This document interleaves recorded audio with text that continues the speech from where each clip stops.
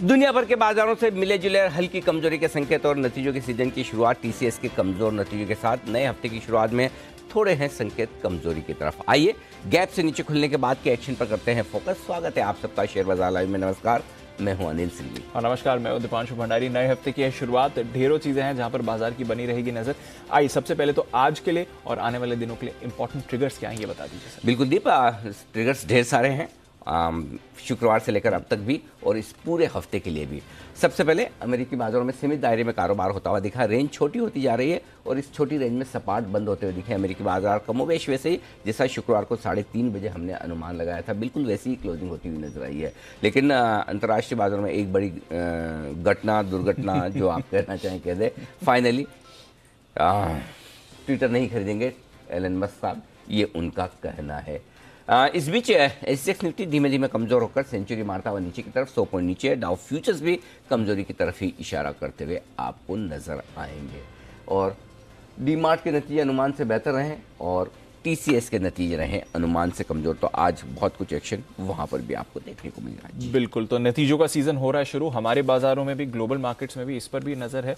और सर हमारे बाजार के ट्रिगर्स की तो बात करनी है। 16,000 के ऊपर अच्छी क्लोजिंग मिली है, अच्छे 2 दिन हम रहे भी हैं और पिछले हफ्ते का रिबाउंड है। तो इस हफ्ते की बात करनी है सर, एक बार जरा ग्लोबल मूड माहौल समझा दीजिए। पिछला हफ्ता ग्लोबल मार्केट्स के लिए भी रिबाउंड कर रहा, फ्राइडे को ऑफकोर्स थोड़ा रेंज में कारोबार रहा, बट ग्लोबल एक्शन को कैसे देखना है? ये जो डेटा आएगा, यूएस का इन्फ्लेशन, कंज्यूमर प्राइजेस, सेंटिमेंट सब आने वाला है। बाइडेन साहब सऊदी अरेबिया जा रहे, तो काफी सारा एक्शन पैक्ट हफ्ता रहे। बिल्कुल दीप, दो तरीके में, 2 भागों में बांटते हैं। पहले शुक्रवार के एक्शन पर बात करते हैं और उसके बाद इस हफ्ते क्या कुछ हो सकता है। शुक्रवार को अमेरिकी बाजार बेहद सुस्त बंद हुए। 300 पॉइंट की रेंज रही है कमोबेश डाउ में, 200 पॉइंट की रेंज रही नेस्डेक में और थोड़े से 40-50 पॉइंट नीचे बंद हुए जैसा कि अनुमान था और 5-7 पॉइंट नेस्डेक ऊपर बंद हुआ है। जबकि अमेरिका में जो नौकरियों के आंकड़े थे, लगभग 3,70,000 नौकरियां जुड़ी हैं, जो कि अनुमान से कहीं ज़्यादा 2.5 लाख नौकरियां थी। कायदे से देखा जाए तो इस नंबर पर अमेरिकी बाजारों को किसी भी तरफ जहां इनका मन करे तेजी या मंदी की तरफ बड़ा एक्शन देना चाहिए था। करेक्ट, क्योंकि अगर आप 2.5 लाख के सामने आंकड़ा 3,70,000 का देखते हैं तो कम नहीं है, बहुत बढ़िया। ठीक है। अब इसको अगर आपको नेगेटिव साइड पे सोचना है तो ये सोच सकते हैं कि इतनी नौकरियां जुड़ रही तो अभी भी ब्याज दरें काटने की जगह है, कोई दिक्कत वाली बात नहीं। अमेरिका की अर्थव्यवस्था मजबूत है, झटके झेल सकती है। और पॉजिटिव साइड पर सोचना है तो मार्केट ये भी सोच सकता था कि टाइटनिंग हो रही है, सब कुछ हो रहा है, उसके बावजूद भी जॉब्स हैं तो चलो तेजी करते हैं। कहाँ है मंदी? हाँ, कहाँ है मंदी? और इस दोनों की बीच में अमेरिकी बाजार ने कहा कि कुछ नहीं करना बेहतर है। हाँ, सो बेहतर है कि ये सोचें या वो सोचें, इसके बजाय कुछ नहीं सोचें। और एग्जैक्टली वही होता हुआ दिखा है। अब ये बड़ा मुश्किल काम है दीप कि डेटा पर आप कैसे रिएक्ट करेंगे, कहना मुश्किल हो जाता है। क्योंकि कभी कभी ऐसा लगता है कि डेटा पर रिएक्शन शार्प आ सकता है किसी एक तरफ, और हर इकोनॉमिक डेटा के 2 पहलू होते हैं, एक अच्छा और एक खराब मार्केट के लिहाज से। तो इस बीच अमेरिकी बाजारों ने शांति रखी, पहली चीज तो ये तो हो गया एक। दूसरा, अब इस हफ्ते की जो इवेंट्स हैं वो काफ़ी अहमियत वाली है। पहला, स्टॉक्स के लिहाज से रिजल्ट सीजन की भरपूर शुरुआत अमेरिका में भी हो रही है। एक के बाद एक कंपनियों के नतीजे आते हुए दिखेंगे, तो नतीजों के लिहाज से काफ़ी कुछ एक्शन होगा। ग्लोबली कई सारी इवेंट्स होने वाली है, कई सारे डेटा आने वाले हैं। बाइडेन साहब जा रहे हैं अमेरिका, सऊदी अरब, और जाहिर सी बात है उससे पहले कच्चा तेल फिर से उबल कर आया है, $160 के आसपास है, जो कि हमारे लिए अच्छा संकेत है नहीं। अब वहां जाकर वो कच्चे तेल को नीचे लाने के लिए क्या प्रयास कर सकते हैं, वो सबसे इंपॉर्टेंट इवेंट है इस हफ्ते के हमारे लिए। बाइडेन साहब सऊदी अरब में जाकर प्रोडक्शन बढ़वा सकते हैं, कच्चे तेल के दाम घटा सकते हैं, कुछ ऐसा कारनामा कर सकते हैं, ये पता नहीं। अगर ये हो जाए तो मजा आ जाए। तो आई थिंक हो सकता है कच्चा तेल इसी वजह से थोड़ा पहले ऊपर जा रहा हो कि बाद में आने के बाद कुछ अच्छी खबर सुनने को मिले। और दूसरी चीज़ ये दीप की हम बात कर रहे थे, $95-100 ये आपके बेस है, $115-120 की रेंज में पहुंचकर वापस। सो ऐसा वो 2 दिन में जो घटा है वापस थोड़ा थोड़ा बढ़ भी रहा है। सो थोड़ी चिंता की बात है। इसके अलावा कंज्यूमर कॉन्फिडेंस के डेटा आएंगे, रिटेल सेल्स के डेटा आएंगे, चाइना में भी आपके जीडीपी ग्रोथ के, इन्फ्लेशन के डेटा आ रहे हैं। तो ये सारे डेटा अपनी जगह हैं ही। फेड की मीटिंग 27 को अभी टाइम है, हाँ इस हफ्ते नहीं है, तो उसकी मीटिंग में अभी थोड़ा समय है। सो बट ओवरऑल मुझे लगता है कि ग्लोबल मार्केट्स के लिहाज से सबसे इंपॉर्टेंट चीज़ जो है इस हफ्ते की, वो बाइडेन साहब का सऊदी अरब का दौरा है। वहाँ से अगर कुछ संकेत बढ़िया मिल गए तो ठीक है, नहीं तो कच्चे तेल के लिए फिर बहुत नीचे आना बहुत मुश्किल काम है। बिल्कुल। सो आई थिंक हमारे लिए, मार्केट के लिए सबसे बड़ा ट्रिगर सऊदी अरब से क्या कुछ संकेत आते हैं वो देखना होगा। I think second half of the week में ये होगा, तो वहां पर तो हमारी नजर है। अच्छा, बाइडेन साहब तो जाएंगे सर, मस्क साहब क्या कर रहे हैं? खरीदूंगा नहीं खरीदूंगा, खरीदूंगा नहीं खरीदूंगा, एक शब्द में कहें तो ट्रेडिंग। अब ये ना एक चीज दीप आप समझ लीजिए, मतलब मैं नहीं जानता और अमेरिका के कैसे कानून होते हैं, क्या है क्या नहीं, भगवान जाने। आप डील का ऐलान करें फिर कहें कि नहीं ले रहा हूँ, लेकिन मैं एक चीज जरूर है कि मस्त साहब को पढ़ने लगाऊंगा और समझने लगाऊं। अच्छा, हाँ, और वो जो मुझे समझ में आता है ना वो आसान काम है दीप। अच्छा। मतलब वो ये है, और आपको याद होगा फ्लैशबैक में लेके जाता हूँ थोड़े समय पहले, आप और हम ही इस बात की चर्चा करते थे और मैं ये कहता भी था कि ट्रम्प साहब की मार्केट की टाइमिंग कमाल की है। एकदम ऊपर के रेजिस्टेंस लेवल के आसपास उनका नेगेटिव ट्वीट आता है, मार्केट वहां से गिरते हैं, और एकदम सपोर्ट लेवल के आस से पॉजिटिव ट्वीट आता है। मतलब कोई न कोई उनका एडवाइजर है, वो बड़ा चार्ट्स का टेक्निकल एक्सपर्ट है। मस्त साहब से भी अब एक चीज समझ में बहुत आ रही है, साफ साफ आ रही है दीप, ये कि वो जो भी करेंगे, वो कौन सा डायलॉग था जो मैं कहता हूँ वो जरूर करता हूँ, जो नहीं कहता हूँ जो करता हूँ, हाँ पता नहीं, जो भी, हाँ अक्षय कुमार का, राउडी राठौर, हाँ राउडी राठौर, वही वाला है कि जो नहीं कहता हूँ वो पक्के ही तौर पे करता हूँ, वैसा वाला मामला है। आप देखिए सेम चीज इन्होंने की बिटकॉइन के वक्त। हाँ एग्जैक्टली, मैंने बिटकॉइन लिया लिया भाई, क्यों बताने की जरूरत है, करेक्ट, चलो बता दिया, बिटकॉइन चढ़ गया, वापस बेच के भी निकल गए। सेम चीज ट्विटर के केस में इन्होंने की है। आई डोंट नो, मतलब वो क्या करना चाहते हैं, क्या कहना चाहते हैं, और यही एक्चुअली हमारे यहाँ हो जाए तो मीडिया है ना प्रमोटर्स को पकड़ के धो डाले कि अनरिलेटेड फील्ड में आप एक्सपांशन कर रहे हैं, और $45 बिलियन की डील कोई छोटी थोड़ी होती है, ऑल कैश डील है ना। इतना पैसा आप कहाँ आपको गाड़ियाँ बनानी है, कहाँ आपको ट्विटर चलाना है, दुनिया भर का फर्क है। और आप 45, अब वो कह रहे हैं कि फेक अकाउंट्स कितने पता नहीं चल रहा है ये। अरे भाई क्या मतलब, आप $45 बिलियन कमिट करने के पहले मतलब इतनी रिसर्च नहीं करेंगे, इतनी नहीं सोचेंगे। सो आई थिंक एक चीज़ खत्म हुई ट्विटर के लिए, और वो ये कि लेंगे नहीं, मतलब हो गया जो होना था। अब उसमें क्या सही हुआ है क्या गलत हुआ, वो अमेरिका का सिक्योरिटीज एक्सचेंज कमीशन जाने, SEC जो वहाँ का सेबी है। बट अब वो उनकी इमेज जो ट्रम्प साहब जैसी बनती जा रही है। दोस्त भी है ना अच्छे, हाँ, दोस्त भी अच्छे हैं, लेकिन इस बार थोड़ा मुश्किल में पड़ेंगे, क्योंकि इस वक्त अमेरिका में राज जो बाइडेन का है, और बाइडेन साहब इस चीज़ों में छोड़ेंगे नहीं छोड़ेंगे, ऐसा मुझे लगता है। लेट्स सी क्या होता है। बिल्कुल बट हेडलाइंस रोज बनाते रहेंगे मस्क साहब, ये गारंटीड है, और ऑफ कोर्स जो भी एक्शन वहां पर होगा उस पर तो हम रखेंगे नजर। तो ग्लोबल एक्शन तो इस हफ्ते भरपूर होने वाला है, ये तो हम समझ गए। हमारे बाजारों के लिए क्या इंपॉर्टेंट रहेगा, क्योंकि 16,000 हमने पार कर लिया, आराम से होल्ड कर रहे हैं, थोड़ा हमारा भी डेटा आने वाला है। बिल्कुल दीप, पिछले हफ्ते हम जो बात कर रहे थे हाई रेंज 16,200 16,300 जी, ठीक है, वो हमने टेस्ट की कर ली। अब आज आप थोड़ा नीचे खुल रहे हैं सेंचुरी मार्केट। दो चीज ध्यान में रखनी है। पहली चीज, जब तक आप 16,800 के ऊपर बंद हो रहे हैं तब तक तनाव मुक्त रहें, कोई टेंशन नहीं। 15,800 सॉरी 15,800 15,800 अब क्लोजिंग बेसिस पे आपके लिए स्ट्रॉन्ग सपोर्ट हो गया, और डे ट्रेडर्स के लिए 16,000 16,050। ठीक है। सो एकदम छोटी रेंज आप देखेंगे 16,000 16,200 होगी आज के लिए, और थोड़ी सी बड़ी रेंज लेकर चलेंगे आप हफ्ते के लिए 15,800 16,300। ओके, 15,800 के नीचे जाने पर आपको खराब फील करना है, 16,300 के ऊपर निकलकर टिक गए बंद हो गए तो 16,600 16,700 की तैयारी करनी। अपने बस ज़्यादा दिमाग नहीं लगाना, इतना ही समझ लो। 16,300 के ऊपर निकलकर टिके बंद हुए तो 16,600 16,700 की तैयारी करनी है। 15,800 के नीचे आए बंद होते हैं तो फिर वापस हम 15,200 300 के आसपास जा सकते हैं। वो मैं लेवल निकाले नहीं क्योंकि मुझे लग नहीं रहा उसके नीचे जाएंगे। लेकिन उसके नीचे आप खराब हो जाएंगे, सिंपल सी चीज़, इतना ध्यान में रखना है। सो एक तो ये हो गई। दूसरी चीज, अब ये तो लेवल्स की बात होगी, दूसरी चीज जो ट्रिगर्स की बात है, TCS रिजल्ट सीजन की कमजोर शुरुआत हुई, TCS के नतीजे किसी भी एंगल से आप देखें खराब है, अच्छा कुछ है ही नहीं इसमें। ठीक है, सो आई थिंक TCS जाएगा 2 से 3% जितना तो बनता है, और IT स्टॉक्स भी उसके साथ साथ विप्रो वगैरह ये थोड़े बहुत जो है वो भी गिरेंगे। तो IT का सपोर्ट आज आपको है नहीं, और रिजल्ट सीजन में हल्की कमजोरी के साथ, और इसीलिए हम IT पर अभी भी मतलब बुलिश नहीं हुए, न्यूट्रल ही हुए, और उसको गिरावट में ही खरीदना है। जब 4-5% का इस रिजल्ट सीजन में, जब IT शेयरों में अगर नतीजों के दम पर बढ़िया तेज गिरावट हो, वहां खरीदना है आप। 2 रीजन है, एक ग्लोबल अनसर्टेनिटी है जिसकी वजह से नतीजों पर थोड़ा असर है, दूसरा एम्प्लॉय कॉस्ट बहुत बढ़ गई तो मार्जिन मेंटेन करना बहुत मुश्किल काम हो रहा है। सो आई थिंक इवेंचुअली अब वो एक टाइम होता है ना जब एम्प्लॉयज भी बड़ी दौड़ लगाते हैं एक से दूसरी कंपनी में, दूसरी तीसरी कंपनी में, अब उनको भी समझ में आ गया अब एक जगह पकड़ के बैठ जाओ, अब की बार नौकरी छोड़ी तो शायद ढंग से मिलेगी नहीं। सो वो सिचुएशन में आ गया। वो आर्टिशियन का जो पीक था वो आईटी इंडस्ट्री ने देख लिया, जो उछल कूद वाला टाइम था। और एक लेवल के बाद अगर एम्प्लॉयर बोल दे नहीं भाई करना है कर, नहीं दूंगा, इससे ज़्यादा सैलरी नहीं दे सकता, कोई बात नहीं, वो सिचुएशन आ रही है। सो आई थिंक ये क्वार्टर जो है आईटी कंपनी के लिए सबसे खराब रहेगा अगर जो होना है। मेरे ख्याल से अगले क्वार्टर से थोड़ा बेहतर होना शुरू हो जाएंगे, कम से कम मार्जिन के लिहाज से। तो इस क्वार्टर के नतीजों में मैं ये देख रहा हूँ कहाँ मौके बनते हैं। तो इस रिजल्ट सीजन पर जो आईटी कंपनी के शेयर तेजी से घटेंगे और जहाँ पर आगे के लिए कुछ ज़्यादा खराबी नहीं दिखती, वहाँ पर खरीदने का मौका बनेगा। लेकिन फिलहाल आज के लिए आईटी आप पर दबाव डालेगा ही डालेगा और उसको आपको झेलना है। तो ये आईटी का केस है। तो रेंज हमारी 15,800 16,300 हो गई आज के लिए, 16,200 हो गई, यही है। और ज़्यादा और कुछ रहा क्या ट्रिगर? कच्चा तेल 107 के आसपास है।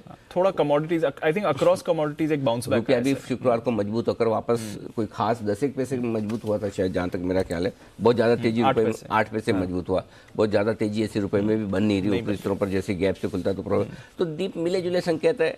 एफआईएस के डेटा भी मैं आगे बता दूंगा, वो भी मिले जुले हैं। सो आई थिंक भारतीय बाजारों के लिए शुरुआत करने के लिए संकेत तो एकदम मतलब हल्के से न्यूट्रल से थोड़े कमजोरी की तरफ है। ग्लोबल संकेत में कच्चा तेल आपको सपोर्ट नहीं कर रहा, अमेरिका में आपका बॉन्ड यील्ड बढ़कर ही आया है, डाउ फ्यूचर आपको सपोर्ट नहीं कर रहे हैं, अमेरिका के जॉब मार्केट के जो डेटा हैं वो बहुत अच्छे नहीं हैं।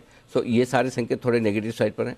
हमारे अपने संकेतों में, लोकल संकेतों में एक पॉजिटिव है, एक नेगेटिव है। नेगेटिव साइड पर यह है कि आपकी नतीजों के सीजन की शुरुआत टीसीएस से अच्छी नहीं हुई है, और पॉजिटिव साइड पर यह है कि आप 16,000 के ऊपर तकनीकी तौर पर मजबूत हैं, ब्रेकआउट दिया है, और एफआईएस की तरफ से बिकवाली का प्रेशर कम हो गया है, हल्की फुल्की खरीदारी है। सो इनके बीच में हम कमज़ोर शुरुआत करने के बाद एक अच्छे लेवल पर सपोर्ट लेने की कोशिश करेंगे, और वो लेवल मुझे आज के लिए 16,000 16,050 दिखता है। अगर वहाँ आता है पक्के तौर पर खरीदना है। उससे पहले एक छोटा सा सपोर्ट है 16,125 16,150, ओके, छोटा सपोर्ट 16,125 100 वहाँ हम खुलेंगे। वहाँ खुलने के बाद देखेंगे कि क्या और नीचे जाना है, या तो वहीं से घूमेंगे, वहाँ से नहीं घूमे तो 16,000 16,050 से घूमेंगे। 16,000 16,050 तो पक्का लेने की जगह है। 16,000 16,050, ठीक, वो तो है ही। 125 150 पे लेना है कि नहीं लेना है वो 9:08 पे डिसाइड करेंगे, सिचुएशन देखते हैं। सिचुएशन। चलिए सर, तो फिर बताइए आज का सेटअप, आज के संकेत। आज के सेटअप अच्छा, एक हमारे पड़ोस में भी बड़ा क्राइसिस चल रहा है, काफी स्ट्रॉन्ग विजुअल्स भी आए थे। हाँ, ये दीप श्रीलंका में जो जिस तरह से पूरी पब्लिक ने राष्ट्रपति और प्रधानमंत्री की कुर्सी ले ली, और मतलब ये जो है ना, ये बात सिर्फ श्रीलंका की नहीं, आप तस्वीर देखिए, भीड़ देखिए, इन्फ्लेशन कितना मारक हो सकता है, कितना बड़ा हो सकता है, ये उसका एक एग्जाम्पल है। और ये कहानी सिर्फ श्रीलंका की नहीं, कई सारे पश्चिमी देशों की हो सकती है, यूरोप के देशों की हो सकती है। तो मेरे ख्याल से आगे चलते हुए दीप, अगर है ना, अब से लेकर दिसंबर तक अगर कोई एक बड़ी ग्लोबल रिस्क है तो वो यूरोप से है। अब की बार है ना, जो कुछ होगा खराब वो यूरोप में होगा, एक्सेप्ट चाइना ताइवान, जिसकी बातें रोज चलती है। आज भी ताइवान में कुछ ऐसे वीडियो भी सर्कुलेट हो रहे थे कि ताइवान के जो नागरिक हैं उनको ट्रेनिंग दी जा रही है, मिलिट्री वाली। वो सब ठीक है, वो चलता रहेगा, वो नॉन है। क्या नॉन नहीं है? वाह, देखो स्विमिंग पूल में उनका पर्सनल जिम था, उनके बेडरूम में जाके उनके बिस्तर पर फोटो WWF काफी सारी, हाँ वो सब चला था। हाँ। नहीं, लेकिन ये लोगों का गुस्सा दिखाता है सिस्टम के प्रति, सरकार के प्रति, और ये जो पब्लिक की तरफ से विद्रोह। अब आप किस पे क्या केस करेंगे? इनफैक्ट मैं आपको बताऊं, जो आर्मी होती है, पुलिस होती है, उनकी भी सिंपैथी होती है इनके साथ में, क्योंकि वो भी तो एंड ऑफ डे वो भी ये सब भी आम नागरिक ही है, आम नागरिक है। सो आई थिंक ये कहानी सिर्फ श्रीलंका की समझ के मत देखिए, ये जो चीज़ें हैं ना, ये कई सारे और देशों में हो सकती है। इसलिए जितना जल्दी थोड़ी महंगाई काबू में आ जाए, जितने जल्दी लोग देश की अर्थव्यवस्था सुधर जाए, जितना जल्दी रशिया यूक्रेन का द एंड हो जाए, क्लाइमेक्स हो जाए युद्ध का, उतना पूरी दुनिया के लिए बेहतर है। नहीं तो ऐसे सीन कई देशों में देखने को मिल सकते हैं, जो कि मतलब ऐसे दिखने में विजुअली आपको बड़ा मजा आएगा, ऐसा लग रहा होगा कि लोग स्विमिंग पूल में नहा रहे हैं, गद्दे पर कुश्ती लड़ रहे हैं, लेकिन ये कोई बहुत अच्छी चीज़ है नहीं है सर, बिल्कुल। और ये एक आध देश में हो जाए आप सोच सकते हैं, बट लेकिन अगर बहुत सारे देशों में अगर ऐसा होने लगे तो दुनिया कहाँ और किस तरफ जाएगी, कुछ चिंता करने की बात है। डेस्परेशन दिखा रहा है लोग, डेस्परेशन। चलिए नजर रहेगी इस पर भी, और जो भी इंपॉर्टेंट डेवलपमेंट यहाँ से भी आएंगे उस पर भी हम बातचीत करेंगे। पर आज का सेटअप समझना जरूरी है। डाउ फ्यूचर सर 150 पॉइंट नीचे, एसजेएक्स भी 100 पॉइंट गिर रहा है। और एक बात और, हांगकांग के बाजार में जो गिरावट आ रही है सर, एक और वजह है, एक रिपोर्ट आई आज सुबह, मकाओ काफी पॉपुलर कसिनो और टूरिस्ट डेस्टिनेशन है, लॉकडाउन कर रहे हैं वहां पर, क्योंकि एक बार फिर से कोविड केसेस आए हैं। ऐसा क्या कोविड हो रहा है उनके, पता नहीं। अब वो चाइना है, जीरो कोविड पॉलिसी है उनकी, तो आज खबर वो आई, तो आई थिंक शायद उसकी वजह से हांगकांग ज्यादा इस समय रिएक्ट कर रहा है। पता नहीं, समझो मुझे है ना, ये कोविड नहीं है। हाँ, कोविड के पीछे कुछ न कुछ ऐसे पॉलिटिकल और इकोनॉमिक रीजंस चाइना कर रहा है, जो वो कहीं न कहीं ग्लोबली बड़ी सारी इकोनॉमीज को प्रेशर में लाना चाहता है। राइट, ये गेम वो है। अच्छा, कुछ और ही वो सोच। मुझे बताओ, आज सिंपल सी चीज है, आपको सर्दी जुकाम बुखार हो गया, आप जाइए कोविड टेस्ट कराने, आपको निकल जाएगा, आ जाएगा। करेक्ट। लगभग मतलब 10 में से 5 को तो आ ही जाएगा। हो ही रहा है। और होने के बाद क्या, कोई आपको ये बोलता है कि मास्क लगा के घूमो, कोई आपको बोलता है क्वारंटाइन हो जाओ, कुछ नहीं। मतलब तो क्या है, ये फ्लू जैसा हो गया। हाँ, जैसा पहले फ्लू में होता था, पार्ट ऑफ लाइफ हो गया, डेडली नहीं है, करेक्ट। अनलेस कि आपके दूसरे और कोई कॉम्प्लिकेशन है उसके साथ हो जाए तो एक अलग बात है। इसका मतलब ये नहीं कि प्रिकॉशंस नहीं लेनी, लेकिन वो इम्पैक्ट जो है वो इम्पैक्ट नहीं है, वो नहीं है। फिर चाइना को ऐसी क्या पड़ी है, और चाइना कौन सा ऐसा डेडली, क्या कुछ 5-50 मर गए हैं क्या जिसकी वजह से इतने स्ट्रिक्ट लेने। आई थिंक ये चाइना का गेम है। उनको कुछ न कुछ बड़े सुपर पावर को, चाहे वो अमेरिका हो कोई और हो, उनको नीचे लाना है। या तो उन पे जो ट्रेड सैंक्शंस हैं वो खत्म करवाने, हो सकता है, जिनकी बातें चल भी रही थी पिछले हफ्ते। बिल्कुल, कुछ न कुछ तो ऐसा है जो चाइना करवाना चाहता है, ये सब लगाकर तो बड़ा गेम खेल रहा है। बाकी इसके अलावा कोविड तो खाली बहाना है। कोई काय का कोविड, कौन सा कोविड, कोई और ही चीज चल रही है, कुछ न कुछ तो पीछे दिमाग में चल रहा है उनको। अब इसके चलते इकोनॉमिक प्रेशर डालेंगे, मिलिट्री प्रेशर डालेंगे, क्या करेंगे वो चाइना का अंदाजा लगाना बहुत मुश्किल काम है। हमारे तो बस की बात बिल्कुल भी नहीं है। बिल्कुल, हाँ, लेकिन ये कोविड नहीं, कुछ और है, ये पक्की बात है, ये कोविड नहीं है। Let's see. चलिए, इम्पैक्ट तो उसका आ रहा है। वैसे इस समय हांगकांग के बाजार, इसलिए आप देख रहे हैं 2.5% नीचे। बताएं सर, हमारे बाजार ग्लोबल संकेत नेगेटिव साइड पर लिखे हैं दीप मैंने। एफआईएस के संकेत न्यूट्रल से हल्के पॉजिटिव हैं, घरेलू फंड्स के संकेत न्यूट्रल है, वायदा कारोबार के संकेत भी न्यूट्रल है, सेंटिमेंट पॉजिटिव से हल्का न्यूट्रल साइड पर, ट्रेंड नेगेटिव से न्यूट्रल हो चुका है। 16,000 16,050 ये आपके लिए मजबूत सपोर्ट जोन है। इससे पहले 16,125 16,150 छोटी सी सपोर्ट जोन है, लेकिन मैंने थोड़ा सा बढ़ा दिया है, हफ्ते की शुरुआत है तो पहले मैं 16,000 16,050 देख रहा हूँ, और उसके बाद 15,800 15,850 स्ट्रॉन्ग बाय जोन है, जहाँ पर आपको सारी की सारी शॉर्ट कवरिंग और फ्रेश दमदार खरीदारी करनी चाहिए। 400 सवा 400 पॉइंट का एक अच्छा करेक्शन अगर हो जाता है इस हफ्ते तो 15,800 के नीचे ही तनाव लेना है, उससे पहले नहीं। ऊपर 16,265 16,300 हल्की फुल्की रुकावट की रेंज है, इसके पार निकले तो 16,350 16,425 वो रेंज है जहां पर प्रॉफिट बुकिंग आपको आती हुई नजर आएगी। बैंक निफ्टी यहाँ थोड़ा ट्रिकी है मामला, क्योंकि एक जो सपोर्ट आ रहा है दीप बहुत ही नजदीक का आ रहा है, 34,925 से 35,025, ये 100 पॉइंट की रेंज। 35,031 का लो आपका शुक्रवार का है, वहां से सपोर्ट शुरू होता है। 34,920 की 2 दिन पहले की आपकी क्लोजिंग है, तो ये 100 पॉइंट की रेंज आपके लिए परफेक्ट सपोर्ट आ गया।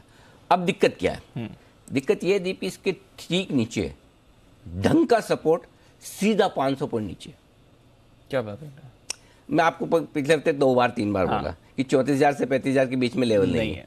बिल्कुल, अब जब नीचे जाते तब भी ऐसे ही होता है। अब सीधा अच्छा सपोर्ट जिसको आप बोलेंगे ना, वो 34,400 34,650 हो सकता है। 34,650 से 34,925 के बीच में कहीं एक आध जगह रुक जाए। मैं ये नहीं कह रहा कि जरूरी वही आए, लेकिन वो रिस्क खोल देता है 400-500 पॉइंट की। लेकिन इसके साथ ही एक और इंपॉर्टेंट चीज है दीप, और वो ये कि अगर 34,400 34,550 की रेंज में आता तो उतनी ही दमदार तरीके से आपको खरीदारी करनी है, शॉर्ट कवरिंग पूरी कर लेनी अगर है तो, लॉन्ग फ्रेश बनाने ही बनाने, ठीक वैसे जैसे 15,800 850 में बनाने। उन लेवल पर आने के बाद डरना मत, वहां पे आए डरना मत। और ये मैं सिर्फ आज की बात नहीं करनी, तो अभी डर लग जाएगा आज ही 34,400 आज ही 15,800 नहीं, इस हफ्ते की बात कर रहा हूं। अगर इस हफ्ते इस रेंज में आए तो आपको खरीदना है, तो ये वो कॉन्फिडेंस दे देना जरूरी है। और देखो 1000 पॉइंट आप बढ़े एकदम, 15,200 से 16,300 1100 बन 275 1000 मान लो राउंड फिगर में। 300-400 घट जाए तो क्या है, 200 घट जाए तो घटना ही चाहिए। एग्जैक्टली, है ना, तो क्या दिक्कत है, इतना तो बनता है। सो कोई टेंशन वाली बात नहीं है। थोड़ा ग्लोबली हुआ है, अब क्रूड ऊपर सब है, एक तरफा तेजी होने के बाद थोड़ा करेक्शन होगा। करेक्शन में आपको 2 ही चीज ध्यान में रखनी है, 16,000 पे रुक जाते हैं या 15,800 पे रुकते हैं, बस इतना ही ध्यान रखना, और कुछ नहीं। अब आइए आपके बैंक निफ्टी के हायर साइड पर 35,275, 35,425 ये आपके लिए हायर जोन है। इसके पार निकलकर अगर निकलने की चांस आज कम है, हफ्ते के लिए 35,625, 35,825 वो रेंज है जहां थोड़ी बहुत प्रॉफिट बुकिंग होती हुई दिख रही है। ठीक है, अब आइए निफ्टी के सपोर्ट लेवल्स। ठीक है, 16,220 पर हम बंद हुए, 16,160, 16,135 दो छोटे लेवल हैं, इसके बीच में कहीं खुलने चाहिए, वहां से देखेंगे क्या कुछ होता है। लेकिन अगर 16,135 के नीचे खुलकर टिकते हैं तो फिर 16,050, 16,000 आपके लिए दो अगले इंपॉर्टेंट सपोर्ट लेवल है। उसके नीचे 15,925, 15,850 आज के लिए बनकर आएंगे, जिस पर आपको ध्यान रखना चाहिए। ठीक है। अब आइए हायर साइड पर 16,220, 16,240 और 16,265 ये तीन छोटे लेवल्स हैं। 300, 350, 425 आज के लिए नहीं दिखते, लेकिन नोट करके रख लीजिए। अब आइए बैंक निफ्टी, आप बंद हुए 35,125 के आसपास, राइट। 35,025, 34,975 और 34,925 तीन छोटे लेवल हैं। इस रेंज में कहीं खुलकर देखते हैं क्या कुछ होता है। 34,925 के नीचे कमजोरी की शुरुआत होती है, तब 34,825, 34,750 और 34,650 ये तीन मीडियम लेवल है। फाइनल बड़े लेवल जो निकल कर आते हैं 34,550 और 34,400 तक के निकल कर आते हैं, जहां पर आपको ध्यान रखना है। ठीक है। हायर साइड पर बैंक निफ्टी में 35,125 से आप 35,275, 35,350 दो छोटे लेवल्स हैं। 35,425, 35,625 मीडियम लेवल्स, 35,750 और 35,825 के फाइनल लेवल के लिए आपको करनी है, ऊपर में लेवल्स पर नजर रखनी है। अंडरस्टूड। एफआईएस की पोजीशन और पीसीआर क्या कह रहा है सर? एफआईएस की पोजीशन में वही है 26 से 27%, कोई खास दिक्कत नहीं है, इससे कोई बदलाव नहीं है। पुट कॉल रेशियो थोड़ा सा घटकर आया, ठीक है। विक्स घटकर आया, ठीक है, कोई दिक्कत वाली बात नहीं। चलिए, अब तो बताएं सर, फिर मौजूदा पोजीशंस क्या करना है? एक ही स्टॉप लॉस है दी 15,975 इंट्राडे और क्लोजिंग बेसिस पे, वो नोट करके रखिए। जिनको इंट्राडे छोटा स्टॉप लॉस रखना है वो 16,125 का भी रख सकते हैं, लेकिन वहीं खुल रहे हैं तो मेरे ख्याल से 15,975 ज़्यादा बेहतर है। 16,000, 16,050 आपकी सपोर्ट रेंज है। 15,975 के नीचे बंद हो तो निकल जाए। जिनको डीप स्टॉप लॉस रखना है क्लोजिंग बेसिस पे वो 15,800 भी रख सकते हैं। अच्छा, लेकिन शॉर्ट टर्म के लिए 15,975 intraday closing. Bank Nifty 34,900 intraday stop loss है, क्लोजिंग 34,300 आता बहुत दूर है, मेरे पास है नहीं बीच का स्टॉप। अगर आपको छोटा रखना है 34,900 रखिए, बड़ा रखना है 34,300, बीच में कुछ नहीं है। तो अपनी रिस्क लेने की ताकत के हिसाब से रखें, 34,900 भी रख सकते हैं। शॉर्ट साइड पर जो शुक्रवार का हाई है 16,275, उससे थोड़ा सा ऊपर 16,300 इंट्राडे और क्लोजिंग दोनों। क्लियर है? क्लियर है। बैंक निफ्टी 35,275 का हाई है, उसके थोड़ा सा ऊपर 35,300 इंट्राडे और क्लोजिंग पे आपको यहाँ पर रखना है stop loss. Got it sir. चलिए, नई पोजीशंस क्या करना है फिर आज? खरीदना है? नहीं खरीदना है, लेकिन 16,000, 16,050 की रेंज में वहां पर आएंगे तो खरीदेंगे। और क्या हमें 16,125, 16,150 में ही ले लेना चाहिए? इसका जवाब 9:08 पर है, कहाँ सेटल होते हैं। अगर और उस समय का माहौल भी देखेंगे, डाउ फ्यूचर्स वगैरह अभी तो फिलहाल उसके थोड़ा सा आसपास ही दिख रहा है। मेरे लिए खरीदने की जगह 16,000, 16,050 है। 15,950 का छोटा स्टॉप लॉस लगाना है, डीप लगाना है तो 15,900 का लगाइए, अदरवाइज 15,950। टारगेट जो बनेंगे डीप 16,125, 150 दो छोटे टारगेट, 200, 220 मीडियम टारगेट, 275 और 300 के फाइनल टारगेट। इतना काफ़ी है। Thank you very much. बेचना है, बिल्कुल बेचना है, अगर ज़्यादा गैप से ना खुले तो, कंडीशन ज्यादा गैप से ना खुले तो आपको बेचना है। और बेचना है स्ट्रिक्ट स्टॉप लॉस 16,300 का होगा, 16,275 का आपका हाई है शुक्रवार का, उसके ऊपर 16,300 का स्टॉप लॉस लगाएं। नीचे के टारगेट जो बनेंगे 16,160, 16,135 दो छोटे टारगेट, 16,075, 16,050 मीडियम टारगेट, 16,010, 15,925, 15,850, 15,800 तक के टारगेट्स मैंने सारे लिख के दे दिए ताकि आपके हफ्ते भर काम आते रहे। ठीक है, तो ये सारे के सारे टारगेट्स नीचे की तरफ, निफ्टी बेचने और खरीदने दोनों के। अब आइए बैंक निफ्टी। जो शुक्रवार को बोला था वही फिर से बोलूंगा, और वो आज आने वाला नहीं, खाली आप नोट करके रखो, तो कभी आ जाए तो ये ध्यान रखना। 34,375, 34,550 की रेंज में बैंक निफ्टी मिले तो मेरे इन्विटेशन का इंतजार मत कीजिएगा, मेरे टीवी पे आने का इंतजार मत कीजिएगा, वहाँ खरीद लीजिएगा। 34,275 के स्टॉप लॉस के साथ 34,325 तक खरीदना बनता है, तो 325 थोड़ा ले लीजिए, 375, 400 पे थोड़ा ले लीजिए, 550 पे शुरू कर दीजिए, 3 टुकड़ों में ले लीजिए। 275, 250 का स्ट्रिक्ट स्टॉप लॉस रखिए। सारे स्पॉट लेवल बता रहा हूँ, कैश के लेवल्स, फ्यूचर्स नहीं है ये। 34,650, 750 और 825 तीन छोटे टारगेट हैं। 34,925 और 34,975 ये बड़े टारगेट, अगर आप इस रेंज में खरीदते तो। एग्रेसिव ट्रेडर्स के लिए दूसरा ट्रेड दे रहा हूँ, वो है दीप 34,925, 35,025 की रेंज में खरीदेगा। सिर्फ यहाँ से 100-200 पॉइंट ही नीचे है। अगर इसके नीचे खुलता तो ये कैंसिल है। अच्छा, हाँ, अगर 34,925 के नीचे ही आप खुल रहे हैं, 34,900 के नीचे खुल रहे हैं तो कैंसिल। ठीक है। तो ये ट्रेड है ही नहीं। अगर इस रेंज में खुलकर टिकते हैं तो बहुत छोटा स्टॉप लॉस और स्ट्रिक्ट लगाना है, वो 34,875 का है। इससे ज़्यादा रिस्क आपको लेनी नहीं है।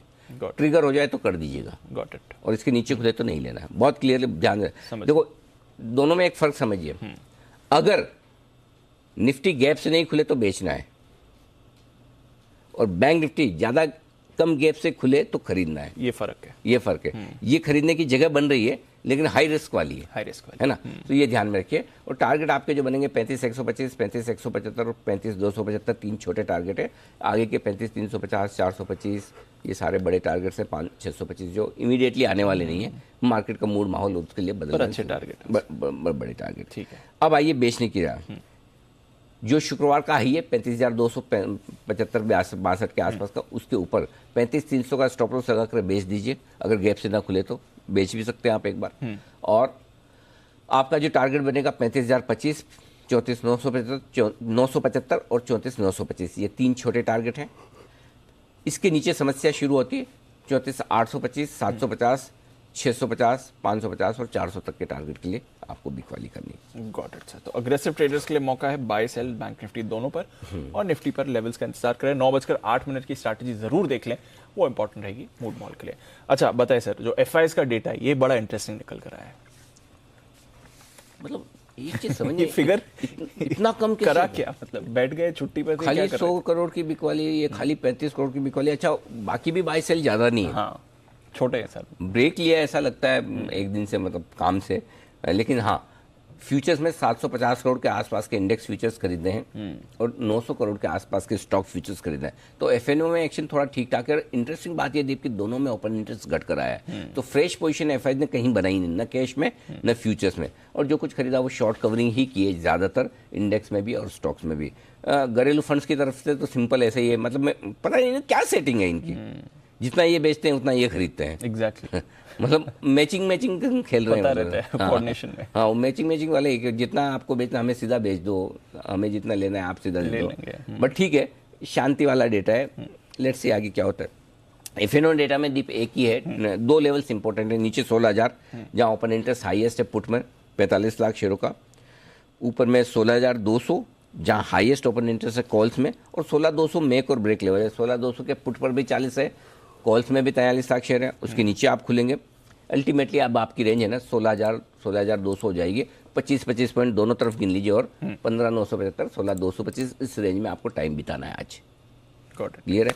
बैंक निफ्टी 35,000 बहुत इंपॉर्टेंट लेवल है। 34,900 के नीचे समस्या शुरू होगी। 35,000 पर 19 लाख शेयर पुट में हाईएस्ट ओपन इंटरेस्ट है, और ऊपर 35,500 के आसपास 14 लाख शेयर 18 लाख शेयर है। सो मेक और ब्रेक लेवल 35,000 है। ऊपर में 35,500 को पार नहीं करेंगे आप जल्दबाजी में। बस ये लेवल है आपके लिए बैंक निफ्टी पर, क्योंकि थोड़े डेटा कम है आज बनेंगे, देखते हैं। ठीक है, तो चलिए ये हैं आपके लिए सारे इंपॉर्टेंट डेटा और आज की पूरी स्ट्रैटेजी। नतीजे आए हैं, खबरें भी ढेर सारी हैं, और साथ ही काफ़ी सारी ब्रोकरेज रिपोर्ट्स भी हैं। तो आइए समझते हैं इन सबके बारे में। अरमान, वरुण और साथ ही कुशल हैं हमारे साथ तैयार। अरमान, मॉर्निंग। सबसे पहले तो ट्रिगर्स और जो कुछ नतीजे आए हैं उनके बारे में बताइए। जी, सबसे पहले अब जो नतीजे जो आने वाले हैं, जो आज आने वाले हैं कैश में, उसमें आपको दिखेंगे 5 पैसा कैपिटल और स्पंदना स्फूर्ति फाइनेंशियल जैसे स्टॉक दिखेंगे। उसी के साथ साथ रूट मोबाइल, जिनका आज से बायबैक शुरू हो जाएगा, और जो मैक्सिमम बायबैक प्राइस रखा है वो लगभग उन्होंने 1700 का रखा है, और जो बायबैक अमाउंट है वो 120 करोड़ का है। एक्स डेट से कुछ, जिसमें डॉक्टर रेड्डीज लेबोरेटरीज है, फाइनल डिविडेंड 30 का, परसिस्टेंट सिस्टम फाइनल डिविडेंड 11 का, और जीएमएम फॉडलर है जिसमें बोनस इशू है 2:1 का। ग्लोबली अगर आप सिंगापुर में देखेंगे आज छुट्टी रहेगी। और अब आ जाते हैं नतीजों पर। जो पोस्ट मार्केट आए हैं उसमें टीसीएस के देखेंगे तो टीसीएस के जो नतीजे हैं वो हमारे अनुमान से थोड़े कमज़ोर आते हुए दिखे हैं। आय 4.3% बढ़कर आई है, वहीं डॉलर आय अगर आप देखेंगे तो वो लगभग 1.3% बढ़कर आती हुई देखी है। पर जो मार्जिन से वहां पर आपको कट आता हुआ दिखा है वो 25% से घटकर 23% पर आते हुए दिखे हैं, और मुनाफे में भी लगभग 4.5% की कटौती देखी गई है। उसी के साथ साथ कंपनी ने 8 रुपये का डिविडेंड भी दिया है, और जो उनका कुल ऑर्डर बुक है वो कुल ऑर्डर बुक $8.2 बिलियन पर आता हुआ दिखा है। साथ ही जो एट्रिशन की जो लगातार बात हो रही थी वो एट्रिशन 17.4% से बढ़कर 19.7% पर आता हुआ दिखा है। एवेन्यू सुपरमार्ट अब आय का डेटा तो पहले ही आ चुका था, बाकी दूसरे जो फिगर्स आए हैं वो भी हमारे अनुमान से बेहतर आते हुए दिखे हैं। आप अगर EBITDA की बात करें, वहां पर भी अच्छा खासा बढ़ोतरी आती हुई दिखी है। मार्जिन्स भी 4% से बढ़कर 10.3% पर आते हुए दिखे हैं और मुनाफा भी 115 करोड़ से बढ़कर लगभग 680 करोड़ के आसपास आता हुआ दिखा है। कोहिनूर फूड्स नतीजे मिक्स्ड आते हुए दिखे हैं। आय लगभग 19% घट कर आई है, पर अगर कंपनी देखेंगे जो पिछली बार जो घाटा था लगभग 2 करोड़ का, अब मुनाफे में आती हुई दिखी है 9 करोड़ की। और अंत में MMTC, उनके भी नतीजे जो देखेंगे वो मिक्स्ड आते हुए दिखे हैं। आय लगभग 76% घट कर आती हुई दिखी है, पर मुनाफा देखेंगे तो जो पहले लगभग 600 करोड़ का घाटा था, इस बार लगभग 118 करोड़ का मुनाफा आता हुआ दिखा है। ओके, तो ये है आपके लिए जो नतीजे आए हैं ओवर द वीकेंड और फ्राइडे को बाजार बंद होने के बाद। वरुण, मॉर्निंग बताएं कौन सी खबरें लेकर आए हैं? ओके, खबरों में सबसे पहले तो बंधन बैंक फाइनली इन्होंने अपना क्वार्टरली अपडेट दे दिया है, जो कि सब वेट कर रहे थे। लोन्स एंड एडवांसेस 20% बढ़े हैं, टोटल डिपॉजिट्स में 20% की बढ़ोतरी है, कासा रेशियो बढ़ के आया है 42.9 से बढ़ के 43.2% के आसपास, तो ठीक ठाक है। मार्क्सिंस फार्मा, आपको याद होगा बोर्ड की बैठक थी बायबैक के लिए, 60 रुपये प्रति शेयर के भाव पे बायबैक को मंजूरी मिली है, यानी कि पिछले क्लोजिंग से 20% प्रीमियम पे है। कुल बायबैक पे ये 60 करोड़ के आसपास का खर्च करने वाले हैं। ओपन मार्केट से बायबैक करेंगे 2.4% इक्विटी का। एनटीपीसी पे नजर रखेगा क्योंकि ग्रीन आर्म सब्सिडरी में हिस्सा बिक्री से 5000 करोड़ जुटाने वाली है कंपनी की subsidiary NTPC green energy limited को 15 रिन्यूएबल एसेट्स जो है वो ट्रांसफर करेगी और कंपनी की subsidiary NTPC renewable energy limited में पूरा हिस्सा जो है एनटीपीसी ग्रीन एनर्जी लिमिटेड में ट्रांसफर किया जाएगा। 8 जुलाई को शेयर परचेस एग्रीमेंट जो है उससे ट्रांसफर किया गया है। टाटा मोटर्स कंपनी ने 9 जुलाई से गाड़ियों के दाम बढ़ाने का ऐलान कर दिया है। करीब 0.5% के आसपास की औसतन बढ़ोतरी जो है वो टाटा मोटर्स कर रहा है। साथ ही साथ एशियन पेंट्स, इन्होंने भी ऐलान किया है कि 1 अगस्त से पेंट्स के दाम जो है वो ये बढ़ाने वाले हैं। केएसबी लिमिटेड, इस कंपनी को NPCIL यानी कि nuclear power corporation of India limited से करीब 500 करोड़ के आसपास का ऑर्डर जो है वो मिला है, इसके चलते यहाँ पे नजर रखेगा। HDFC बैंक, PFRDA से मर्जर को मंजूरी मिली है। HDFC बैंक के साथ जो इनको मर्जर करना था उसको मंजूरी मिल चुकी है। डॉक्टर रेड्डीज ब्लैडर प्रॉब्लम की एक दवा है जिसको यूएस में माफ कीजिएगा, इस कंपनी ने उसका जेनरिक वर्जन जो है वो लॉन्च कर दिया है। जाइडस लाइफ टाइप 2 डायबिटीज की एक दवा है, उसको इस कंपनी ने लॉन्च किया, ये अपडेट इस कंपनी ने दिया है। और हिमाद्री स्पेशलिटी केमिकल यहाँ पे नजर रखेगा क्योंकि कंपनी के प्रमोटर्स जो है उनके बीच जो है वो एक फैमिली सेटलमेंट हुआ है। BLC और SSC परिवार जो है उनके बीच में सेटलमेंट हुआ है, जिसके तहत BLC परिवार जो है वो प्रमोटर से अब नॉन प्रमोटर में शिफ्ट किया जाएगा। करीब 1.48% के आसपास की हिस्सेदारी है। BLC परिवार में बाकेलाल चौधरी, विजय कुमार चौधरी और तुषार चौधरी है और इन्होंने 8 जुलाई को कंपनी के डायरेक्टरशिप से इस्तीफा दे दिया है।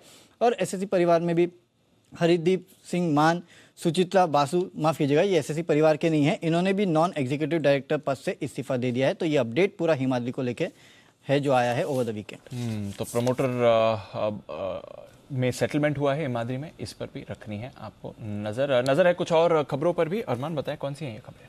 देखिए, सबसे पहले स्पाइसजेट और इंडिगो जो एविएशन कंपनियां हैं उनके लिए दिक्कतें अभी कम होती हुई दिख नहीं रही है, क्योंकि अगर 8 जुलाई की बात करेंगे, 8 जुलाई में भी स्पाइसजेट की लगभग 40% और इंडिगो की लगभग 28% जो उड़ानें हैं वो देरी से उड़ती हुई दिखी हैं। और शनिवार को भी अगर आप बात करेंगे तो शनिवार को भी स्पाइसजेट और इंडिगो दोनों की लगभग 25% जो उड़ानें हैं वो देरी से उड़ती हुई दिखी है।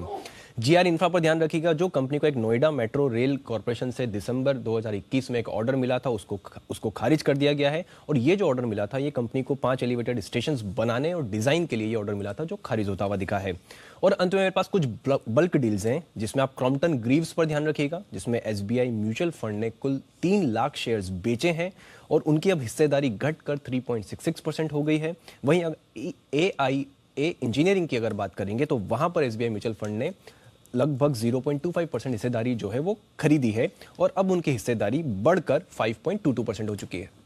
ओके, तो ये हैं आपके लिए कुछ बल्क डील्स भी जो हुई हैं। बट नतीजों पर और काफ़ी सारी खबरों पर ढेरों ब्रोकरेज रिपोर्ट्स भी हैं, आइए इनके बारे में भी जानते हैं FIR में।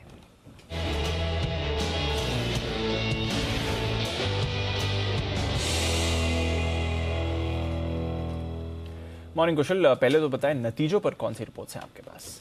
मॉर्निंग दीप। नतीजों पर सबसे पहले टीसीएस पर फोकस रखिए। काफ़ी सारी ब्रोकरेज हाउसेज ने अपनी रिपोर्ट जारी की है जिसमें सिटी की राय आती हुई दिख रही है। बिकवाली की राय इन्होंने बरकरार रखी है और लक्ष्य 3130 से घटाकर 3015 रुपए के किए हैं। इनलाइन रेवेन्यूज मान रहे हैं बट डेफिनेटली मार्जिन मिस एक बड़ा इनको दिख रहा है और आगे चलकर भी डाउनग्रेड्स ही एक्सपेक्ट करके चल रहे हैं। गोल्डमैन सैक्स की भी रिपोर्ट आई है। खरीदारी की राय बरकरार रखते हुए इन्होंने टारगेट्स जो है कट किए हैं। 3738 रुपए से घटाकर 3678 रुपए, तो टारगेट कट यहाँ भी हुए हैं। और साथ ही जेफरीज ने भी होल्ड की रेटिंग बरकरार रखी है पर टारगेट्स यहाँ पर भी रिड्यूस किए। 3070 रुपए के टारगेट्स ये दे रहे हैं 3140 से घटाकर।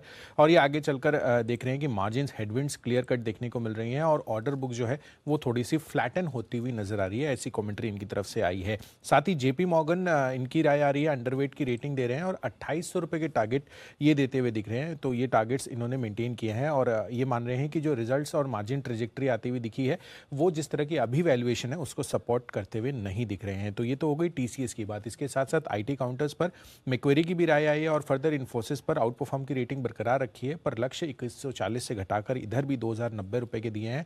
और विप्रो पर भी मैक्वेरी ने अपनी रिपोर्ट जारी की है जहां पर आउट परफॉर्म की रेटिंग बरकरार रखी है पर टारगेट्स यहां पर भी कट हुए हैं। 660 से घटाकर 640 के टारगेट्स दे रहे हैं। अब आते हैं दूसरे नतीजों पर जहां पर एवेन्यू सुपरमार्ट्स मॉर्गन स्टैनले ने ओवरवेट रेटिंग बरकरार रखी है। लक्ष्य 4332 रुपए के दे रहे हैं। मौजूदा भाव आप देखिए 3942 रुपए का है। ये मान रहे हैं कि जो Q1 अर्निंग्स हैं वो एस्टिमेट से काफ़ी बेहतर है और आगे चलकर ये मान रहे हैं कि जो हाई इन्फ्लेशनरी एनवायरनमेंट है ये इस ग्रोसरी रिटेलर के लिए काफ़ी बेहतर है। साथ ही जेफरीज की भी राय आती हुई दिख रही है। यहाँ पर भी इन्होंने होल्ड की रेटिंग बरकरार रखी है पर टारगेट सिग्निफिकेंटली बढ़ाए हैं। 3450 से बढ़ाकर इन्होंने अब टारगेट्स 3900 रुपीज़ के कर दिए हैं। ये मान रहे हैं कि जो एबिटा बीट हुआ है ये काफ़ी अच्छा है और 12 क्वार्टर के हाई पर ये एबिटा का लेवल्स इनके लिए आता हुआ दिख रहा है। हालांकि सिटी की रिपोर्ट अभी भी सेल रेटिंग के साथ एवेन्यू सुपरमार्ट पर बरकरार है और 3075 रुपए के लक्ष्य ये नतीजों के बाद भी यही देते हुए नजर आ रहे हैं। तो ये है आपके लिए नतीजों पर ढेरों ब्रोकरेजेस। अब बताएं कुशल और कौन सी रिपोर्ट्स हैं आज? देखिए अन्य रिपोर्ट्स में महिंद्रा एंड महिंद्रा फोकस में है। अगेन यहाँ पर सीएलएसए ने खरीदारी की राय बरकरार रखते हुए 1468 रुपए के टारगेट्स दिए हैं। 1134 का मौजूदा भाव है और जेफरीज ने भी अंडर परफॉर्म रेटिंग बरकरार रखी है। हालांकि टारगेट्स यहाँ पर बढ़ाए हैं, 760 से बढ़ाकर 875 के लक्ष्य दिए हैं। लार्सन एंड टुब्रो पिछले 2-3 दिनों से लगातार फोकस में है। यहाँ पर ओवरवेट की रेटिंग मॉर्गन स्टैनले ने बरकरार रखी है और लक्ष्य 1848 रुपए के दे रहे हैं। बट मोर इंपॉर्टेंटली मैक्वेरी की रिपोर्ट आई है एलएनटी पर, आउट परफॉर्म की रेटिंग बरकरार रखते हुए 2030 के टारगेट्स यहां पर ये देते हुए नजर आ रहे हैं। मॉर्गन स्टैनले की रिपोर्ट ओवरवेट रेटिंग के साथ टाटा मोटर्स पर है, जो कीमतें बढ़ाई गई हैं। उसके बाद ये 530 रुपए के टारगेट्स यहां पर भी सुझाते हुए नजर आ रहे हैं। बंधन बैंक का जो Q1 अपडेट आया है उसके बाद जेफरीज ने खरीदारी की राय बरकरार रखते हुए 430 रुपए के टारगेट दिए हैं। मैं आपको बता दूं 272 रुपए अभी इसका मौजूदा भाव है। साथ ही गोल्डमैन सैक्स यहाँ पर इन्होंने टारगेट सरप्राइजिंगली कट किए हैं। हालांकि बहुत ज़्यादा कट नहीं है, 432 से 427 पर खरीदारी की राय इन्होंने अभी भी बरकरार रखी है। और आउट परफॉर्म रेटिंग मैक्वेरी ने रखी है बंधन बैंक पर 390 रुपए के टारगेट के लिए। गोल्डमैन सैक्स की भी रिपोर्ट है बैंक्स पर, आईसीआईसीआई बैंक और एक्सिस बैंक, जहां पर खरीदारी की राय गोल्डमैन सैक्स बरकरार रखते हुए लक्ष्य बढ़ाए हैं 938 से बढ़ाकर 957 और यहां पर एक्सिस बैंक पर भी 900 से बढ़ाकर 912 रुपए के टारगेट देते हुए नजर आ रहे हैं। और अंत में नोमुरा की रिपोर्ट है डॉक्टर रेड्डीज पर, खरीदारी की राय बरकरार रखते हुए 5552 रुपए के टारगेट दे रहे हैं। मौजूदा भाव 4400 रुपए के आसपास का। नतीजे ज़्यादा आ रहे हैं, नतीजे कम आ रहे हैं, रिपोर्ट ज़्यादा आ रही है। खबरें कम है, रिपोर्ट ज़्यादा है, ऐसा लग रहा है नहीं? बड़े समय बाद ऐसा लगे कि एफआईज ने इस वीकेंड पर भी काम किया है और ढेर सारा किया है। आइए इन रिपोर्ट्स पर भी रहेगा एक्शन और इस एक्शन को बढ़ाते हैं आगे। सोमवार की सुबह सुबह वक्त है पिक ऑफ द वीक का।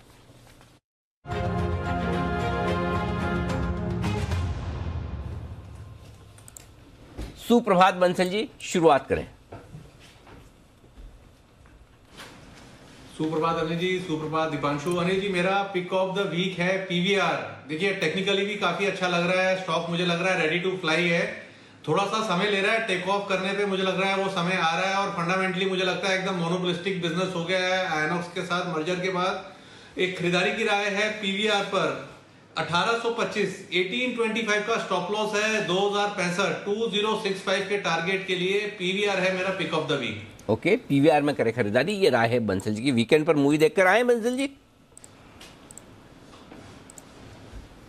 नहीं अनिल जी, अभी ऐसी कोई मूवी आई नहीं कि जिसको देखा जाए। और दूसरा मोस्ट इंपॉर्टेंट, कुणाल जी की तरफ से कोई टिकट भी नहीं आई अनिल जी। अच्छा, कुणाल जी अगर कोई फ्लॉप मूवी की टिकट दे तो भी आप दिखाएंगे?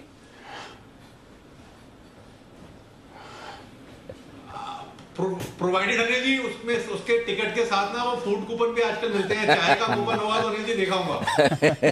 चलिए कुणाल जी ध्यान रखें, अगर रिव्यू जिस पिक्चर का खराब ना हो तो साथ में पॉपकॉर्न और समोसे के भी इंतजाम आप ही को करने हैं। सुप्रभात कुणाल जी, बताएं sir pick of the week.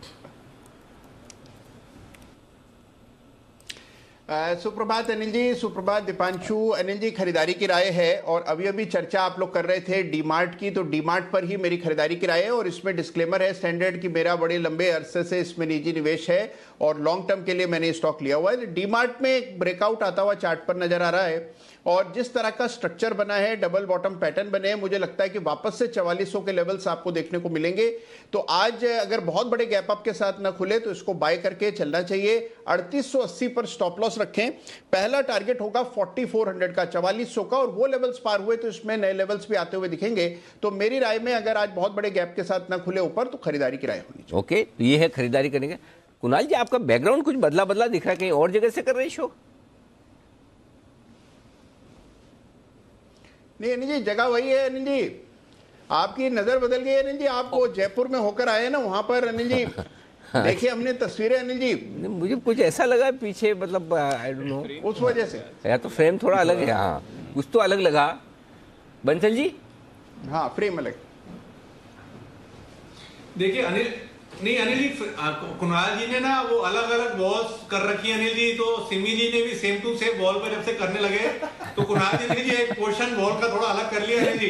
आप बिल्कुल अनिल जी ठीक पकड़ा आपने। कुछ समय पहले तक अगर आप देखेंगे तो सिमी जी की और कुणाल जी की जो बॉल थी सेम टू सेम एग्जैक्टली थी। सही। तो कुणाल जी ने थोड़ा डिफरेंट लुक दिया अनिल जी। हाँ, सिमी जी देख लीजिए, कुणाल जी आपके लुक से डिफरेंट लुक देने की कोशिश करें, आप जाने। बताएं Simi ji, good morning, pick of the week. Very good morning Anil ji, very good morning Deepanshu. मेरी तरफ से पिक ऑफ द वीक होगा ट्रेंड। ट्रेन में मैंने फ्राइडे को जाते जाते खरीदारी का सलाह देके गया था, तो वो ट्रेंड को ही मैं वापस रिपीट करूंगी। मुझे लगता है कि ये स्टॉक यहाँ से बहुत अच्छा मोमेंटम शो कर सकता है। वीकली चार्ट में एक डब्ल्यू फॉर्मेशन है जिसका ब्रेकआउट भी आ चुका है, तो मुझे लगता है कि ये स्टॉक बहुत मतलब अच्छा मोमेंटम यहाँ से शो कर सकता है। थोड़ा बहुत नीचे खुलता है तो खरीदारी का सलाह होगा। एक 1205 के आसपास उस दिन बंद किया था फ्राइडे को, तो थोड़ा सा नीचे मिल सकता है, 1190 1195 के आसपास मिल सकता है, तो उसी रेंज के आसपास खरीदना है। 1180 1175 के नीचे स्टॉप लॉस रहेगा। 1240 पहला टारगेट होगा, 1256 का सेकंड टारगेट होगा। तो मेरी तरफ से ट्रेंड होगा pick of the week. Okay, इस हफ्ते रिटेल वाले स्टॉक सब चलने को हैं तैयार। डीमार्ट के नतीजे भी रहे दमदार, देखते हैं ट्रेंड में कुछ और मजबूती बनती है। सिमी जी के लिए ये है शेयर इस हफ्ते के लिए आज से। आइए, हिमांशु जी भी है तैयार। गुड मॉर्निंग सर, बताइए pick of the week. Very good morning to you Anil ji, good morning Deep and good morning everyone. Anil ji, मेरी तरफ से पिक ऑफ द वीक है आईसीआईसीआई बैंक, जिसमें खरीदारी करके चलनी है। और अनिल जी, ये खरीदारी का आइडिया इसलिए है क्योंकि यहाँ पर एक बहुत ही जबरदस्त ब्रेकआउट देखने को मिला है वीकली बेसिस पर। न केवल स्टॉक ने अपने 200 दिन की मूविंग एवरेज के ऊपर क्लोज दिया है, बल्कि एक फॉलिंग ट्रेंड लाइन के भी ऊपर यहाँ पर वीकली बेसिस पर क्लोज आया है, जो कि काफी पॉजिटिव है। 755 के आसपास का अनिल जी क्लोज है। मुझे लगता है 735 740 तक गिरावट मिले तो वहां पर पोजीशन बनाई जा सकती है। 728 रुपए का स्टॉप लॉस रहेगा। 780 रुपए तक का टारगेट आईसीआईसीआई बैंक में इस हफ्ते आते हुए नजर आ सकता है। अनिल जी, इस बैंक में एक बहुत अच्छी रिलेटिव स्ट्रेंथ देखने को मिली थी मई और जून में, जब दोनों ही इंडाइसेस ने निफ्टी ने लोअर लोज बनाए थे। इस पर्टिकुलर बैंक ने अपने सपोर्ट को होल्ड किया था और पिछले हफ्ते जिस तरह का एक अपर साइड में ब्रेकआउट आता हुआ नजर आया है, मुझे लगता है बड़े तेजी से पहले का ये ब्रेकआउट है, तो एक काफी अच्छा ब्रेकआउट है। पोजिशनल नजरिए से भी आईसीआईसीआई बैंक में खरीदारी करके चला जा सकता है। ये है राय आपके लिए आईसीआईसीआई बैंक पर इस वक्त आती दिख रही है। आइए, जैन साहब भी हमारे साथ तैयार है। जैन साहब, बताएं इस हफ्ते के लिए आपकी पसंद का शेयर। बिल्कुल Anil ji, thank you so much. First of all तो देखिए, आप जयपुर आए और जयपुर की भूमि को आप लोगों ने गदगद किया। मेरा तो वीकेंड इतना बढ़िया था। कुणाल जी, राकेश जी, कुणाल जी ने तो जिक्र किया जयपुर की विजिट के बारे में। एंड अनिल जी, वाकई में मेरा तो मन नहीं लग रहा आज। मैं 2 दिन आपके साथ मुझे मौका मिला और ये ऐसा मौका मुझे शायद 4-5 साल बाद मिला कि 2 दिन पूरे साथ थे। और वाकई में जो आपने जीतो में, जो जैन इंटरनेशनल ट्रेड ऑर्गेनाइजेशन का जो इवेंट था जहां पे आप आए और हमें ओब्लाइज किया, राजस्थान ने ऐसा इवेंट नहीं देखा। और मैं एक चीज बोलना चाहूंगा कि आज एक वीडियो भी वायरल हो रहा है, जो दूसरा बेटा का नाम एसआईपी कर दे, वो वीडियो मुझे लगता है कि ऐसा वीडियो हो नहीं सकता है और ट्विटर पे एकदम वायरल हो रहा है। तो Anil ji thank you so much, thank you दिल से। एंड मैं वाकई में बता रहा हूँ, मैं बहुत भावुक हो रहा हूँ, बहुत मजा आया। धन्यवाद जैन साहब, आपका और जयपुर वाले सभी लोगों का बहुत स्नेह देने के लिए, बहुत प्यार देने के। मुझे भी अच्छा लगा, आप सब लोगों से मिलकर बड़ी एनर्जी मिलती है। Thank you so much. बताएं sir. Thank you sir, thank you. So first of all मैं वीकेंड वाले जो शेयर्स थे उनके बारे में बताना चाहूंगा। मैंने डाबर इंडिया दिया था इंट्राडे एफएनओ पिक के तौर पे, फिर मैंने पोजिशनल पिक के तौर पे द्वारिकेश शुगर्स दिया और लॉन्ग टर्म पिक के तौर पे दिया था मैंने हेस्टर बायोसाइंसेस। तो ये तो था फ्राइडे वीकेंड शो की update.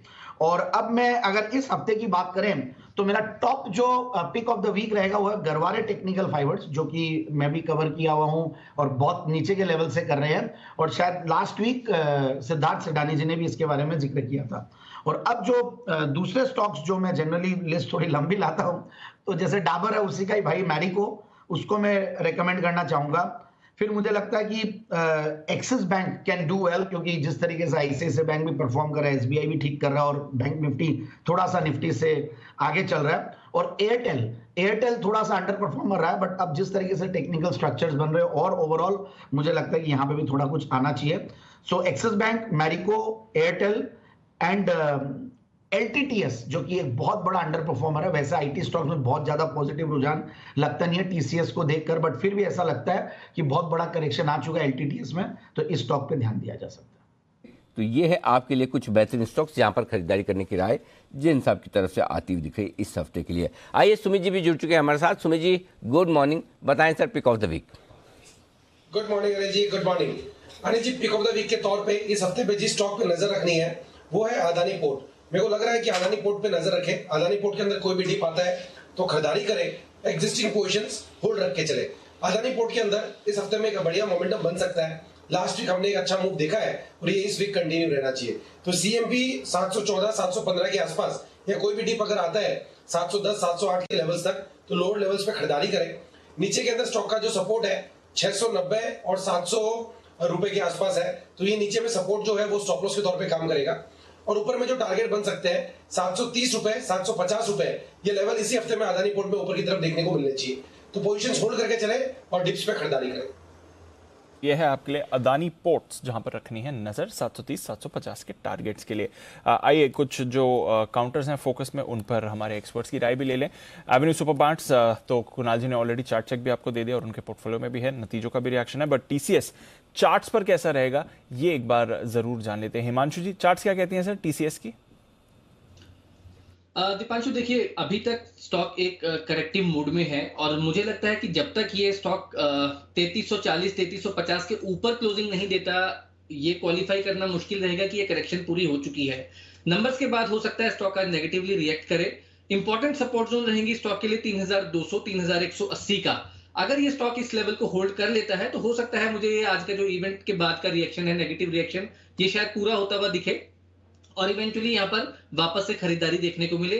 But all in all जब तक स्टॉक 3300 3320 के ऊपर नहीं चलता, मुझे लगता है कि ट्रेंड अभी तक शॉर्ट टर्म में जो है वो डाउन साइड का ही है। तो ये है आपके लिए TCS और आज 11 बजे मैनेजमेंट भी होगी, नतीजों पर आगे के आउटलुक पर भी होगी चर्चा हमारी मैनेजमेंट के साथ। MMTC सिमी जी इसकी राय दें। हालांकि Q4 के इनके नतीजे आए थे पिछले साल की आखिरी तिमाही के, बट नतीजों के बाद ये भी आज रिएक्ट करेगा। MMTC की चार्ट्स क्या कहती हैं सिमी जी? दीपांशु एक रिकवरी तो देखने को मिल रहा है डेली चार्ट पर मुझे लगता है कि 42 से 42 43 ये एक रेजिस्टेंस एरिया होगा, तो क्रॉस करने के बाद ही इसमें फ्रेश मोमेंटम देखने को मिल सकता है। तो मेरा खरीदारी का सलाह तभी होगा जब ये स्टॉक 42 43 का रेंज डिसाइसिवली पार करेगा। उसके बाद एक मेजर ब्रेकआउट भी देखने को मिल सकता है। स्टॉक में 50 के आसपास जाने का पूरा गुंजाइश होगा, तो 43 के ऊपर खरीदारी का सलाह होगा। और जिनके पास प्रीवियस पोजीशंस है उनको मैं होल्ड करने का सलाह दे रही हूँ 38 का नहीं, एक स्टॉप लॉस के साथ। तो ये है आपके लिए MMTC। कोहिनूर फूड्स, यहाँ पर भी आप नतीजों का रिएक्शन देखने वाले हैं। सुमित जी जरा एक बार इसके चार्ट पर नजर डाल दें। दीपांशु मेरे को लग रहा है कि स्टॉक के अंदर पोजीशंस तो होल्ड करके चल सकते हैं, लेकिन फ्रेश खरीदारी एक बार अवॉइड करें, क्योंकि स्टॉक के अंदर प्रॉपर पैटर्न फॉर्म नहीं हुआ है और सडन अपस्विंग्स और डाउनस्विंग स्टॉक के अंदर देखने को मिल रहे हैं। तो एक बार के लिए एग्जिस्टिंग पोजीशंस होल्ड कर सकते हैं, लेकिन फ्रेश खरीदारी अवॉइड करें। और स्टॉक के अंदर थोड़ा लिक्विडिटी कंसर्न भी है, तो बेटर रहेगा कि एक बार फ्रेश खरीदारी इसके अंदर अवॉइड करें। ओके, फ्रेश खरीदारी करनी है, avoid Kohinoor foods. Marksans pharma, Bansal ji एक चार्ट चेक इस पर 60 रुपए पर शेयर, यानी कि क्लोजिंग के लेवल से देखें तो 20% प्रीमियम पर ये बायबैक आ रहा है। 60 करोड़ का बायबैक है, 2.5% इक्विटी खरीदने वाले हैं और ओपन मार्केट बायबैक होने वाला है। जरा चार्ट्स बता दें सर मार्क्सन्स फार्मा की।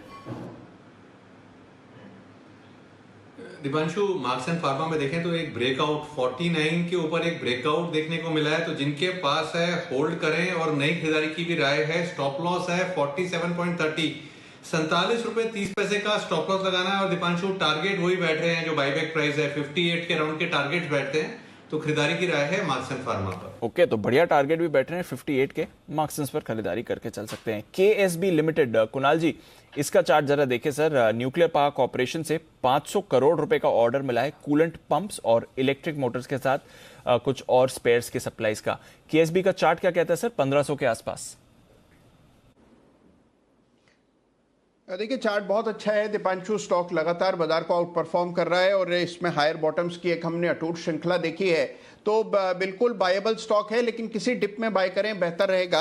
अगर मान लीजिए स्टॉक 1400 रुपए के आसपास मिलता है तो वो सबसे ऑप्टिमम एंट्री प्राइस होगी और मुझे लगता है कि स्टॉक में आपको नए हाइस बनते हुए दिखेंगे, तो 1750 तक के लेवल्स इसमें आते हुए दिख सकते हैं। गिरावट में खरीदारी कराएं। हिमाद्री स्पेशलिटी, ये भी रेडार पर रहेगा। कंपनी के प्रमोटर्स के बीच एक फैमिली सेटलमेंट हो गया है।